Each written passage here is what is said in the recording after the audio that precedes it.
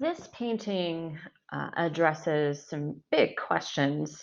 This is Paul Gauguin's Where Do We Come From? What Are We? Where Are We Going? So that whole thing is the title.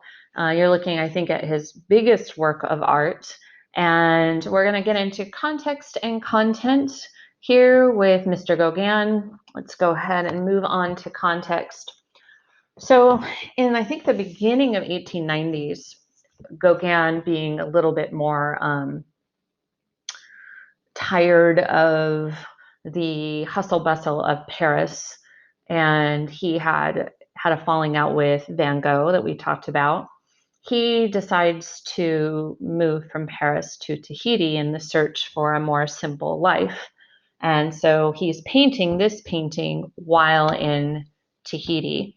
And before he paints this work, he was going through a particularly difficult time health wise. He's physically, I think, suffering from syphilis, um, eczema, lots of different just things that are plaguing him in his health. He's financially not doing well. And probably of course, the biggest thing is that he finds out that one of his daughters, dies.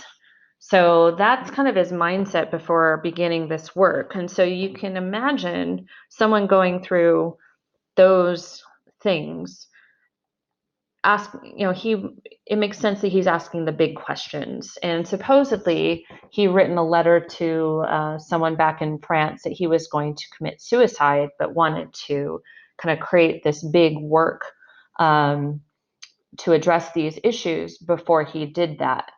And so when he paints this, he finishes it. He thought this was his best work. He states this in a letter to his, I think, was someone who worked for him back in Paris. And supposedly he did try to commit suicide through arsenic after this work was done. But some people don't believe it, and they think it was just a story to be told and to be associated with the painting so that it would promote and get people talking and wanting to buy the painting. So after he paints it and the suicide supposedly happens, he sends it back to Paris with very specific instructions on how to display it. I don't think it sold. I think it actually had to change hands a number of times before it finally sold. I think it's displayed in Boston today. And when Gauguin was discussing it, he compared this painting to the words in the Bible, like the Gospels. And there are some biblical references, I think, for sure, in the image.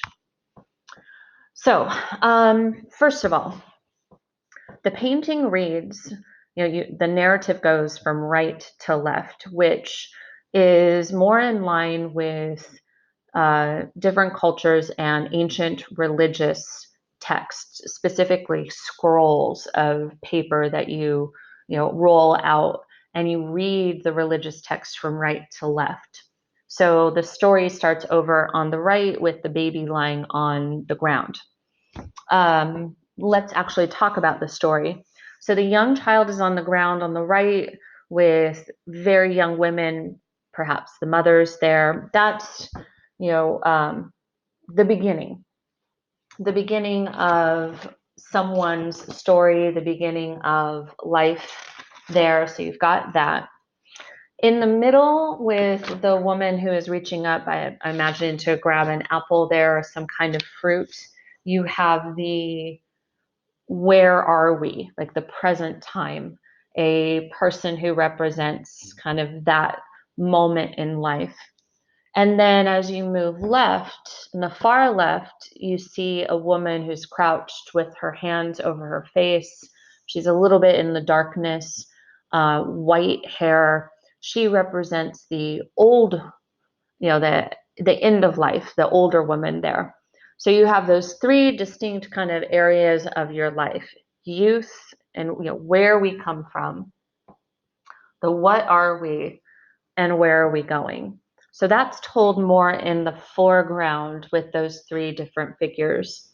Supposedly, in the background, you see the blue figure, like an idol with its arms outstretched. That's more of a symbol of the beyond. So, a religious idol in the background, again, representing something beyond this physical world. And this might be a reference also to where are we going? There are other symbols around too. And in fact, a lot of people take this because he focuses so much on the feminine, like females in this, that you see it, on the right is motherhood. And in the middle, where you have the woman, the younger woman grabbing the apple, definitely makes you think of, and in fact, the girl to the left of her by the cats, she's eating a piece of fruit. It feels like those are references to Eve. And this environment that she's in is like the Garden of Eden. It looks perfection. And then on the left hand side with the older woman, the more senior kind of woman in this particular village of women. So it does show you kind of a progress of women, some biblical references to women. It just feels very female centric, which is interesting as well. In the two upper corners, the upper right, upper left, on the upper right one is where Gauguin signs his name. On the upper left one, it is the title of the painting in French. Um, he paints them like that, which kind of seems odd, but he said he was trying to make it look like this was a ancient wall fresco that the paint, because of its age, had started to wear away and revealing the older kind of golden background of the wall. And that golden background also making you think of and associate this piece with religious images. Like think of the Byzantine era of gold background in their mosaics. And they did that too a little bit with early Christian paintings and mosaics as well. So that's kind of a reading of what you see. It's a timeline of a person's life from youth to kind of, or very beginnings to a youthful, almost like middle aged section in the middle. And on the left hand side, then you have older age and almost a look of being distraught or back in the fetal position there, which is an interesting way to depict her. And then here I just have some close-ups where you can see things a little bit better. In terms of style, Gauguin usually does very flat color work, which is more typical of the time, more abstract presentations. Bright colors, for sure. Brush strokes pretty visible. And then also proportions of body parts are a bit exaggerated. He's not going to, this is definitely not Greek proportions where everything is related to something else through proportions. It's more of exaggerating hands and feet and certain parts of the body definitely more are bigger than others. So again, Gauguin known for color, flatness of color, bright colors, kind of quick and obvious brush strokes, thick brush strokes, and also his proportions, kind of like the flatter, enlarged, probably more extremities like hands and feet. And then there's another image as well. I think he had a real fascination with the indigenous people here, their way of life, their connections to nature.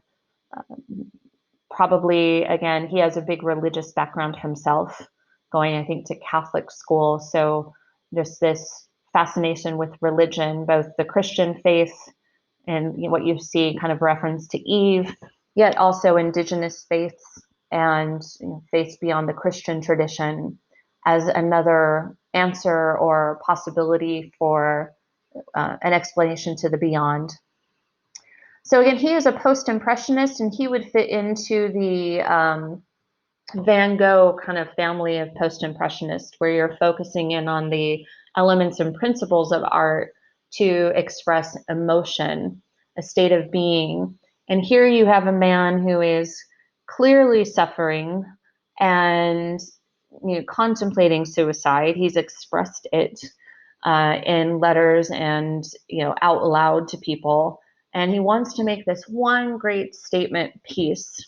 And so it's grand in scale, it's grand in subject, tackling the big questions. I mean, how can you get bigger than where do we come from, what are we, and where are we going?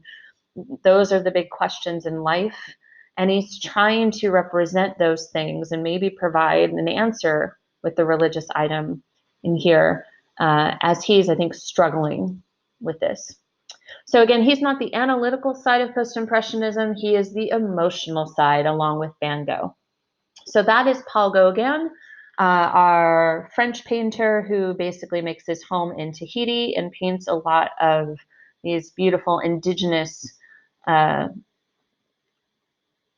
people and cultures, and explores their way of life, but also connects them to his own.